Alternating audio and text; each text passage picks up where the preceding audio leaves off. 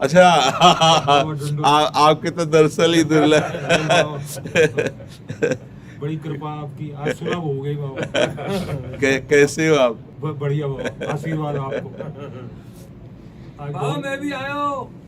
अरे लालू भैया ये वो जन है, इनकी जो पत्नी है वो बरसाने की सखी है।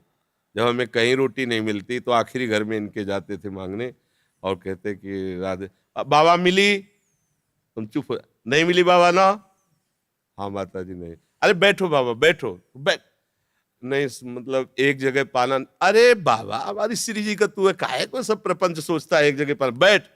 सालों प्राय मिलती ही नहीं थी शाम की रोटी, तो ये मतलब माँ जैसे प्यार करने या ब्रजवासियों का प्यार, मतलब अरे छोटे छोटे बच्चे ऐसा ये घेर लेते और बाबा ये प्रश्न, वो बाबा काशी की बात बताओ बाबा, मतलब ब्रजवासियों का जो प्रेम है ना वही भगवत प्रेम प्रदान करता है, ब्रजवासी कृपा।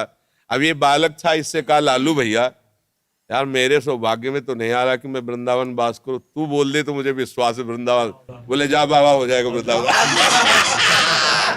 लालू को दे दियो वो होली की वो मैंने ललता ने भेजी है बाबा। अच्छा अच्छा प्रसादी बाबा चुंदरी बरसाने गई ना बाद होली वाले दिन, तो बाद में लाडली जी की बाबा बहुत बहुत उनकी ओढ़ी भैया महाराज जी, ओढ़ी भैया श्री जी की चरण प्रसादी होगा। जी जय हो।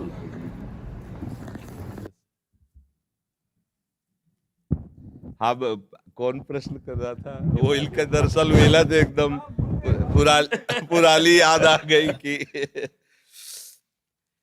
बहुत बहुत इनके जो पिताजी थे ना गृहस्थ में रहते हुए परम सन्यासी, मतलब ऐसी सदगति तो बहुत बड़े परमहंसों की होती जैसे तुम्हारे बाबा की हुई, ऐसी मतलब आंखों देखी बात, एक बूंद पानी नहीं, एक अन्न का टुकड़ा नहीं, बच्चों की तरफ आंख खोल के देखना नहीं। अंतिम जो स्थिति थी ना, केवल बिहारी जी भगवदाकार वृत्ति, सर हमें लगता कई दिन तक ऐसी स्थिति रही कि उन्होंने पानी भी नहीं पिया। बरसाने बोले दर्शन करके आऊंगो, बरसाने से दर्शन करके जैसे ही घर आए बोले आज से मेरा अन्न बंद है, हाँ अन्न नहीं लूंगा, खाली दूध लूंगा और ठाकुर जी को चरणामृत। आखिरी दिनों में ऐसा सूख के शरीर, ऐसे जैसे योगियों का प्राण जाता है ना, ऐसे इनके बाबा बिल्कुल निरपेक्ष, ना बच्चा न बच्ची न बहू, किसी से कोई मतलब, गृहस्थ और जीवन भी सन्यासी जैसा।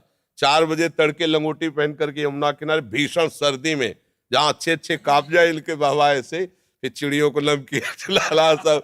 कोई संत अगर प्रणाम कर दे तो तुम्हें तुम्हारे गुरु और इष्ट की कसम है, अगर प्रणाम किया ऐसे कहा, बिल्कुल इस सख्त। ये गृहस्थ जन नहीं है, ये ब्रजवासी भगवत स्वरूप है। मन में भाषा में जी आती है उनकी बाबा, मैं अपने मनी मन में आपसे कभी कही नहीं, आज कह रहा हूँ बाबा चैन से रहो, चक्कर भजन करो, तुम्हें ठाकुर जी मिल जाए, जी बात कहते हो। हमें पता है आप सबके आशीर्वाद से ही, नहीं तो कब, तो देखो इनकी रोटी पा करके हम जिए हैं। आज भी बच्चा भगवत कृपा से हमारे भोजन में पहले ब्रजवासी करना आता है, 3-4 ब्रजवासी हैं जिनकी रोटियां आती हैं, तो हम जीते भी ब्रजवासी। देखो चाहे जो कुछ भी हो, एक बात काम की बात, ये सब तो बात तो बहुत है। अब कोई दिन जब चिंतन में एकांत में बैठो तो एक बार बाबा श्री जी से ठाकुर जी से कह दियो कि तुम्हारा अधम बालक है, बाबा ध्यान रखियो। क्या ध्यान में रखना है उनको? बस ध्यान में जी रखियो बाबा कि हमारा जन्म व्यर्थ नहीं चला। वो तो पास है, वो तो व्यर्थ होला ही नहीं, ये तो पक्का। आप समझो जब आप खेलने खालने तो बड़े बड़े सिद्धों की चरण धूल पड़ी तहाँ तुम्हारा जन्म हुआ है, इस बात को तो भूल जाओ तुम, इस बात को भूल जाओ कि कोई गति या दुर्गति, ये किसी साधन वाला क्षेत्र नहीं है। भजन तो हुआ ना, उसकी चिंता भी मत करो।